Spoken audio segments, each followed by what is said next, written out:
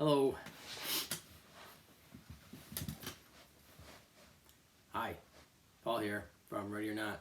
This is number 5 in this vlog series. Vlog's a terrible word, but I guess it works. I'm gonna call it a video diary. Maybe it's easier to say, longer to say, more fun to say. No, it's not more fun. I'm not using my little Pel microphone. I probably should go and get that because when I play guitar, maybe I'll just do a separate video with the guitar. And I'll plug in, I'll try it. We'll see if it makes a difference. I don't know. You're probably wondering, why am I dressed like Jason Bourne as he's running away from all the government agents in any of the Bourne movies? And the answer is, so I can say that. I haven't showered or anything today, so my hair is sticking up a little bit here. So I thought I'd hide it under a hat. I was going to use my signature beanie that I've had since 2004 that I got in a 99-cent store in California, and I left that in my office yesterday, so I put this hat on instead. This is my style. No labels, nothing. Just blank. I want my uniform to be. I read all the successful people, like these top CEOs and stuff, have the same clothes they wear every day. It's either some kind of Superman complex, or it's to save time in the morning, not having to pick out what they wear. I think it has something to do with that. At least that's what they say. But probably they think they're superheroes, and they just don't want to get a cape and stuff because that's ostentatious. So they just wear a t-shirt and jeans. That's also more comfortable. So that's what I'm doing. Not the Superman complex, but the simplicity of wearing the same clothes every day. I like uniforms. It's easier. It doesn't have to be the same thing every day, but just having like the same set of clothes, same style or whatever to wear every day. But so I got a pack of these just plain black t-shirts, and that's what I'm wearing. So it's not a style to emulate, but a lot of people wear it, I guess. Anyway, that's not the point of doing a video. Point is, I make myself more relaxed on this chair and narrate everything I do, which is useless because we're on video, unless you can't see the video for some reason, in which case me narrating what I'm doing would be helpful to you. So I'm sitting on, I lean back with my arm over the back of the chair, kind of sitting slanted a little ways, I don't know. And get my eyes out of the shadow. Take my hat up, that's weird looking, so. You don't need to see my eyes, you don't need to know what I'm up to. Alright, take the hat off, no point wearing a hat. So, emo. The title of this video is how much emo can I pack into this video, or does this dress make me look emo, or some various other thing that I've been thinking about for the last few days, trying to figure out some way to incorporate emo and making some kind of, I don't know, like saying something that would be caught onto. Some device just made a noise. And so emo is short for emotional core. In punk rock you got hardcore and all kinds of different cores of music, and so emo core, something that about 20 years ago, when I was, I don't know how long it existed before I started paying into like listening to that kind of music and stuff and getting into it, but emo is often thought of as real emotional, and depressed, like music from people who are overly depressed, I think, is kind of where the lyrics come from. And it's usually played with some kind of melodic pop punk or shredding, almost metal, hardcore punk kind of sounds, but it's real emotional lyrics. I don't know if I get that right or not, but that's the way I've interpreted it. And so I've never considered myself emo, really, but I thought I would talk about this song. And so I mentioned in a couple of vlogs previously, video diaries, as I'm going to call them, or not.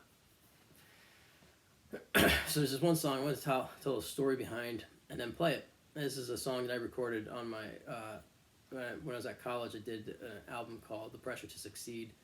I just remembered to look at the camera instead of 2 inches over at my face on the screen, so let's shift attention to that.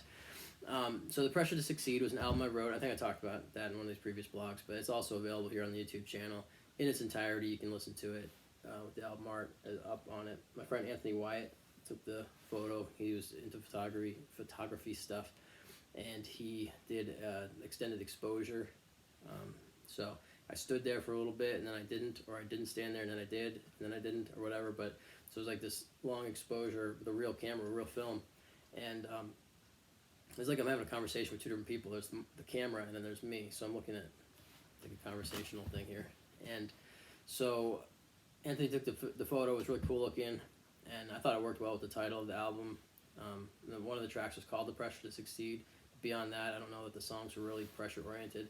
But I guess maybe Make or Break kind of was. It's about wanting to get away from what I was doing, and that's maybe not necessarily. Yeah, that's another story of its own, I guess. Ooh, that's a line from this song I'm gonna do today. That's fun. So Anthony did the cover. The Pressure to Succeed actually came from my friend Crystal, which I mentioned previously in one of these things. She and I were chatting on Facebook or somewhere. It was like 2009, I guess. And so she said, "What are you up to?" And I said, "I'm writing a song." And she said, "Oh, let's do some lyrics or something." So she did some lyrics and sent them to me, and then I fit them into this tune I was working on, and called it "The Pressure to Succeed," and that's what I ended up calling the album. And I'm rambling well, who cares? Maybe you enjoy it, maybe you don't. I don't know. I guess I'm working through all my self-consciousness and labels and limitations and all these expectations that are socially constructed. Now it's a whole bunch of fancy words for saying that insecurity, I guess, about these things. And I think that I got to make it a certain time frame or say valuable things or whatever. But you know what? I'm just making videos because I enjoy it, and if somebody gets a kick out of this style of presentation, then they'll enjoy it. And it's about music, but the other things on this channel will be just music. This is me telling stories about the songs and whatnot. So now I'm second guessing not using the lapel microphone, but I think this thing picks up pretty decent audio. I'm hoping that I'm not talking for 7 minutes. My face itches. I wear my glasses, makes my nose itch today for some reason, and I hope that this sound is okay. I guess I still have some of the sick sound in my nose. Hopefully it'll be okay to sing. Can't be worse than usual. I like self-deprecating humor. It's fun. I don't take it seriously, though. It's just a joke. I think that, well, I don't know. I guess I still have some reservations about my singing quality, but overall I like it. And so, why don't I just talk about the song then? How about that? Oh, first, so a little emo. I'm gonna pack in, let's pack in the emo. What did I say I was gonna call it? I already forgot, so now I'm not gonna be able to call it that. I'll have to come up with something else, or I'll go back and watch this, which I don't usually do. So, I had a text message, or no, some other kind of notification, email. Oh, that's junk. So, Friday we went over to my parents' house, and my mom gave me a box of stuff that she'd been up in the attic and found, and in it was like all the old songs. And I brought it to my office before I started. I was going to take some pictures of them, put them up on Instagram. This is the original pieces of paper that we wrote down our songs on. And I thought that was pretty cool. And I had several notebooks in there. It was all filled with songs that I wrote when I was 19 or 20 years old. When I first started playing guitar, and they were terrible. I guess 18 when I first started playing guitar. It was awful, just junk, completely junk songs. But that's how I got to the point where I wrote these junk songs that I'm doing now. Just kidding. I like these songs. But it was the right part. But it was fun. It was to look through that. I looked through that yesterday. But when she gave me the box of stuff, in it was this blanket. This. So this is 30. I haven't seen this thing in 30 years or more, possibly like 32, 33 years. This is the security blanket I had as a kid. I wasn't to call it. This was just my blankie. This is it. And it was funny when she showed it to me. I'm not crying now. My eye itch now. I told you my face itches for whatever reason. But when I took this out, when I touched it, I could feel something like back here. I have to look into the brain again. I don't remember exactly what's up here. But this feeling in here was completely. I don't know. It was just really. It stood out, but it was different. It didn't feel. It wasn't good, bad, or anything. It was just this feeling inside my brain, deep in this quadrant, and.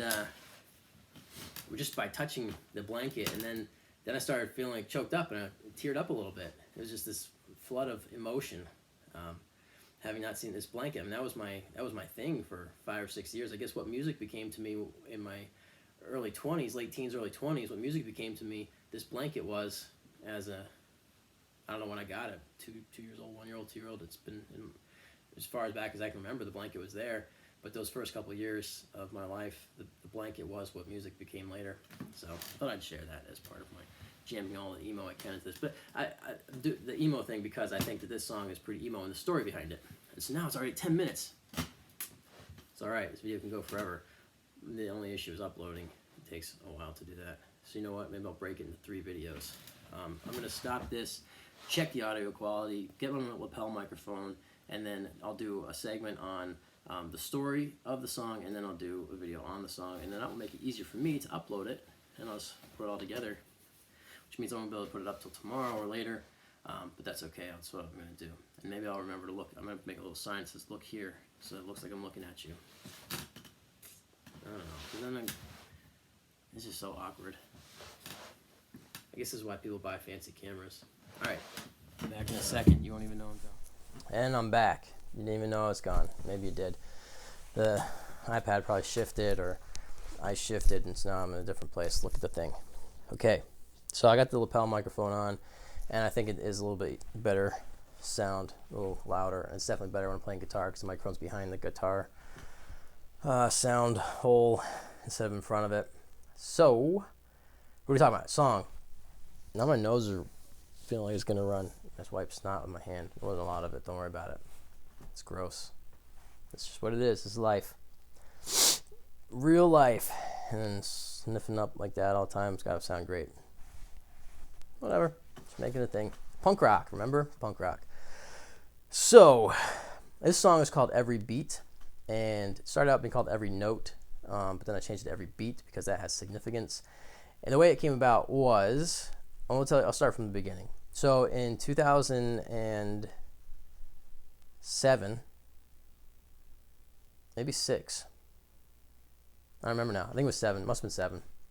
2007, I had a group of friends I was going to hang out with all the time, and I was working at I was scanning paper. It was great. I sit in a cubicle, and people bring paperwork from the office over, and I scanned it and indexed it. It was awesome. I got paid a lot of money. Hadn't been to college yet. So it was pretty decent pay for not going to school. Of course, wasted all that money just driving around and eating out and stuff like that. But wish I would have had some kind of financial understanding back then. And I didn't. So anyway, I had a group of friends. We were always hanging out. And then there was a girl who was a mutual friend of someone. I had a friend and her friend. And so her friend I ended up hanging out with. And then she was way into punk rock music. Or not necessarily punk, same kind of, we like the same kind of music, a lot of the same kind of music.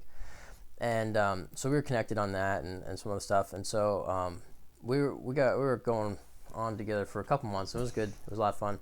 And there's a lot, I guess the story's deeper than I was prepared or thinking about and sharing. I feel like there's more backstory that's necessary. But so we dated for a couple of months. It wasn't forever, but I was into her. And then she moved out of state. It was kind of just, she just decided she was going to go. So she left. And so we split up then. And she left. And then it was a couple months after that. She came back. I don't remember if it was just visiting or if she moved back because by that point, so at that point in my life, I was very active in a church. And that was dictating a lot of my feelings of a lot of my identity, my self-identity, and the direction I was going in. And I feel like there was a big struggle for me for a lot of years trying to fit that standard, that expectation that was coming from this subculture of the church, and what I felt like I really wanted or whatever. And when I got into punk rock music, that filled a need for me. That was something I connected with, and that's something I really liked. But simultaneously, I was feeling guilty about it because it went against what this church was all about. And so I struggled with that for years, trying to keep a balance between me enjoying the music that I liked and the lifestyle that I've been brought up with. And I don't know how much I ever realized that I feel like that the church stuff was a part of the thing about body language right here. I locked my hands behind my back like I was handcuffed when I mentioned the church lifestyle. Interpret that, body language experts. I mentioned I do psychology, right? So I think about those kind of things. And So those are my connecting things. I say them all the time when I'm trying to think through things on videos or in podcasts. I don't do that in real life, I don't think. Maybe I do. But there's a normal one, but that's a conjunction thing or whatever, connecting. So the church, possibly a handcuffing thing to me in my life. I don't know. Well, I never thought about it at the time, but since over the last year, I have separated from that entity, and I do view it that way now, which is a whole other story. So at the time, back in 2007, I was trying to do it. I was trying to live that lifestyle. I was trying to live that standard, even though I there were things that I didn't want to do with it, or I wanted to do other things. I wanted to stray away from it. And so this girl, she was also she was a member of this church, but wasn't participating in it in any way. And so at the time, I felt like if I continued to associate with her, it would pull me from the church. And at the time, I was thinking that the church was more important than my friendships and personal interests. And so when she left, I kind of reset myself and said, okay, that's not the life that I want to go to. I want to stick with this other life. And then when she came back a couple months later, and I saw her again, I was very rude and judgmental, and really didn't talk to her. For me, I think my mindset was self-preservation, like that she was going to drag me down to the dark side, which the dark side, Blink-182, with the new album, a song called The Dark Side. Everyone's like, a lot of people on YouTube are mad about the video, or making fun of the video or commenting on the video because they have a bunch of kids doing whatever dances, some video game dances or something. I don't care. The song's awesome. I like the song, and I like Blink-182. Those guys are cool. And with Matt Skiba, I don't care about. I like Tom. Tom taught me how to play guitar, essentially. MXPX and Blink-182. That's what I learned how to play guitar on. So I love those guys. And Blink-182 with Tom DeLonge, fantastic. But Blink-182 with Matt Skiba, maybe it's not Blink-182 if you're a purist, but it's still awesome. Matt Skiba's awesome. Alkaline Trio is fantastic. So The Dark Side, Blink-182 is a great song. But that's what, at the time, in a like real judgmental kind of way, I thought this girl's gonna take me to the dark side. And so I was cold to her. I was rude. We talked for a couple of minutes, and then I never talked to her again. I don't know if I ever talked to her since then. And I was still friends with we had a couple mutual friends, and so I was still friends with them. So at the time, that was, I didn't have any reservations about that. That was what I should have done. That was the right thing for me to do. And so so she left in July, and so sometime between July and November is when I wrote the song. So sometime between July and November, I think it wasn't cold. It was late winter. Late summer. Easy to get those two confused. It was August or September, so she wasn't gone very long. Maybe she just came back to visit or something. I don't know, her parents were still here. But so I saw her that for a few minutes, and then a couple months went by, and so there was a couple bands that she had introduced me to. One of them was Head Automatica. I'd never listened to them before, and they've got a song called Beating Hearts Baby, and that's where the song title comes from, Every Beat, the Beating Hearts thing. Beat, music, and that song, whatever. So you get it. I have to over-explain that. So Beating Hearts Baby. I was listening to Head Automatica one day. I'm sitting in my cubicle scanning paper at work, and that's what I did. I listened to music and podcasts, and it was great. And so I'm listening to Head Automatica, and that song comes on, and it just brought this flood of memories. Not like The Blanket, but like a similar, but not as powerful. Well, maybe it was as powerful. I wrote a song about it, but in a similar fashion. It was one of these things that triggered this memory, and for some reason, the memory flood. And so I probably didn't work at all the rest of that day. Sorry. Office people, if you won't see this, and it was a long time ago, so I'm not worried. But I think I wrote this song. So I wrote Every Beat. I wrote it out, piece of paper, and just the lyrics. I didn't have a melody. I didn't have anything like that in my mind. I didn't have a guitar with me.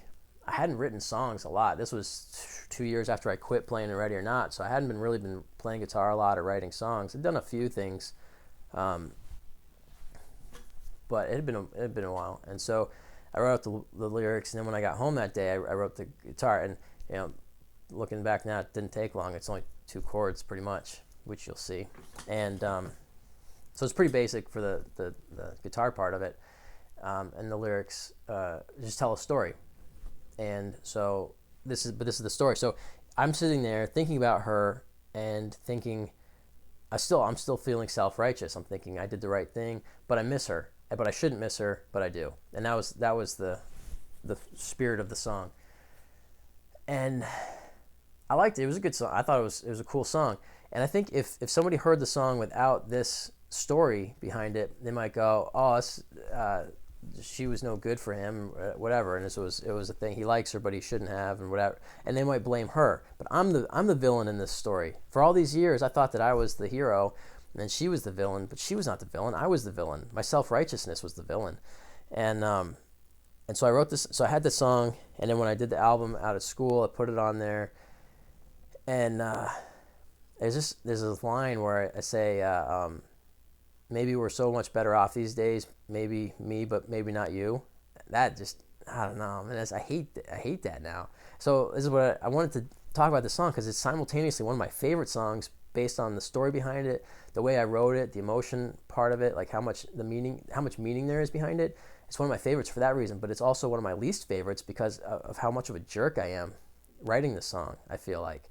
And maybe you don't get that impression from it, but I do, because I wrote it and I lived it. And looking back now, I feel like a jerk. And that's part of it. Like, it's just very judgmental, I guess. So it's a reminiscent song. Hopefully all this explanation isn't ruining it for anybody, but I like it for the reminiscence.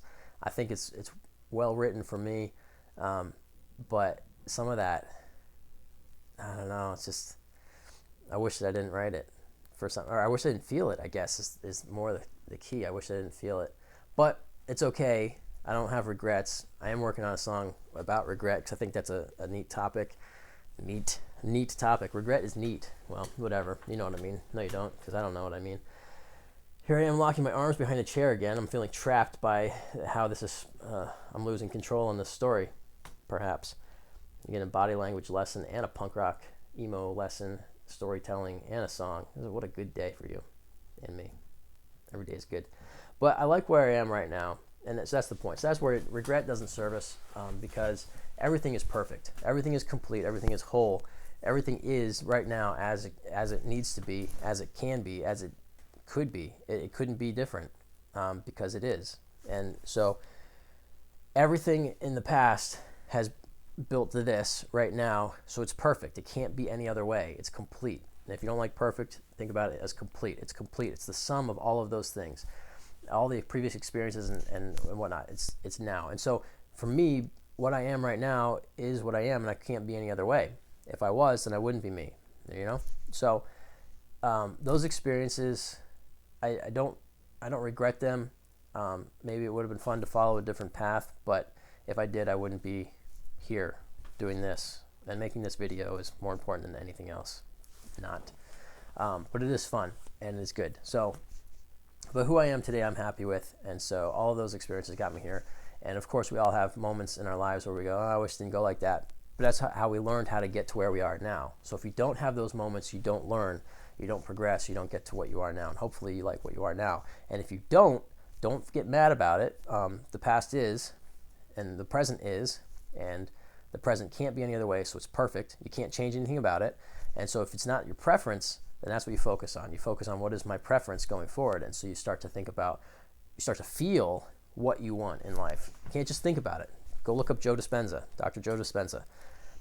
You can't just think about what you want, what your preference would be if you don't like your current situation. You feel that it's already there, and then that's the way it creates it. If you feel it first, then you act as though it's there, and that's how you'll create it. If you feel as though it's not what you want, then you'll act as though life isn't what you want, and then life will continue to be what you don't want. So, all right. Let me play the song now. I think I told enough of the story. So, I liked her. I felt like she was a bad influence on me, to sum it up. Then I was rude to her, and then I wrote a song reminiscing about how much I felt like I wanted to be there, but yet I was too smart to know, or too smart to go back to it, which is the part of it that I dislike the most. But then here we are years later listening to that song, and I'm going, I don't think I like this part of me. But so I was, and here I am now. So that's enough of that, and I'm going to stop this video, pick up the guitar, start a new video for ease of uploading, because it's long, and then put them together, put it on the thing. Tomorrow you'll be watching this, or sometime in the future, and one more try. I'm taking a lot of takes on this one, but I want to play it all the way through, all the lyrics, all the chords, everything as it's supposed to be, so you can hear it and what it's meant to be. Okay. I should do some of that in it, but I don't. All right, here we go. Every Beat, Pressure to Succeed, 2009, Paul Brody, full album available for streaming on YouTube. Listen to it. Download it if you can. Rip it. Do something with it. Make it on a thing. Listen to it wherever you want, all the time, as much as you want. It's free. It's yours. I give it to you, except I retain the copyright. Don't sell it. If you do, give me some of the money, so I don't have to work anymore. No, you can do whatever you want with the song, though. The whole album, you can do whatever you want with it.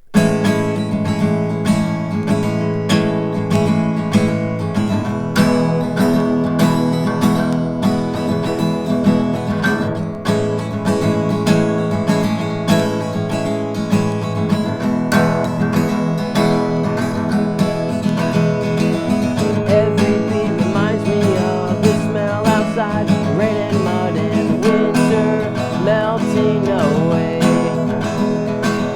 Driving out to your house where we watch TV on the couch, then we drive off to a disco. That song tells stories of its own. There's stories made between you and I that come to my mind. Taken back 8 months ago when I lived with my eyes closed and my ears open so wide. Who were you and who was I? It wasn't us, but they seemed to get along just fine. The songs held us together, but now they're telling me who we really were. I see we're so much better off these days. Maybe me, but maybe not you. Right now I just can't help but wish that we were standing face to face again, dancing in the rain in your driveway. What a moment, epic is what we called it. Couple of liars in the middle of spring, both lying, both of us lying to me. Who were you and who was I? It wasn't us, but they seemed to get along just fine. The songs held us together, but now they're telling me who we really were.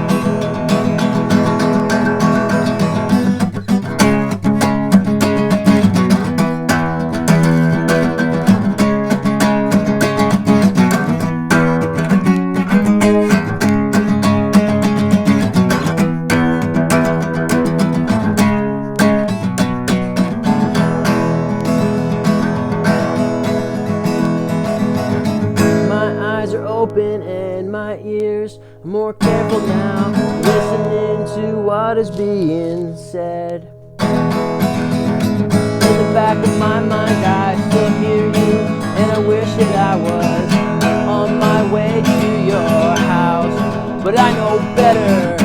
Who were you and who was I? It wasn't us, but they seemed to get along just fine. The songs held us together, now they're telling me who we really were.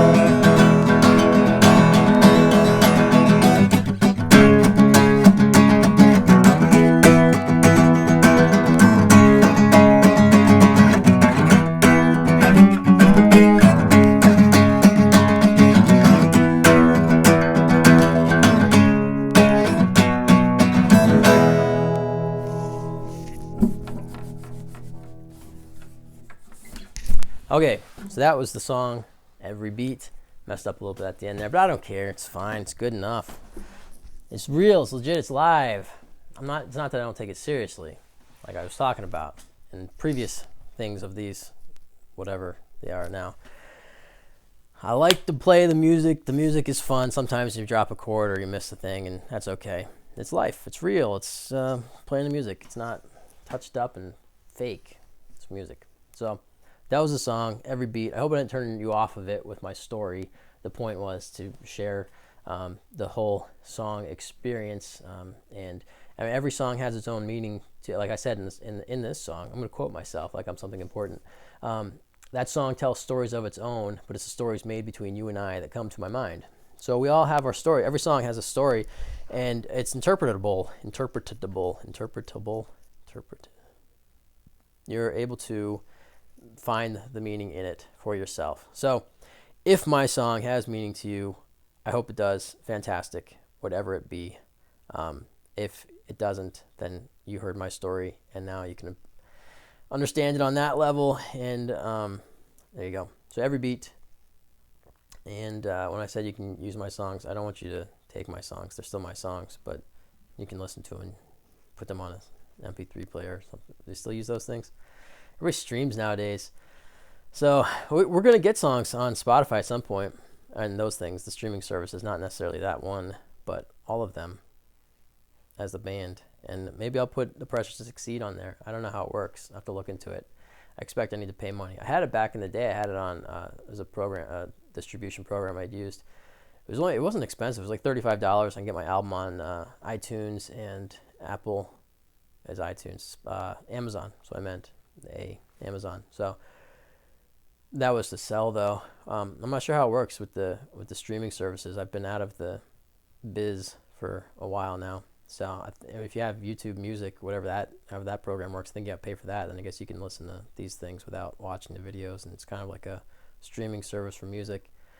But yeah, okay. So that was Every Beat. Let me know if it resonated with you. If you think my story made it worse. If you think the story enhances the song. If whatever, let me know whatever you think. And if this was too long, tell me, and I will probably not change anything. But you can tell me if it's upsetting to you. Just voice it, because you don't want to sit on that kind of hostility. If it makes you hostile, then we should talk. Give me a call, because I can help you out with that emotional part of getting angry over my video. Okay, that's it. Tune in next time when I talk about other things that I have yet to plan on. I had some kind of idea, but I don't remember what it was. I'd like to get other people doing these with me, playing some songs. So maybe I will work on that for the next one. I will talk to someone and have someone sit right here next to me. That would be cool if I knew how to do video editing and it was like, bing, the person was right there. And they said, hi, see you next time, and they disappeared. That would be sweet. Maybe next year. For now, goodbye.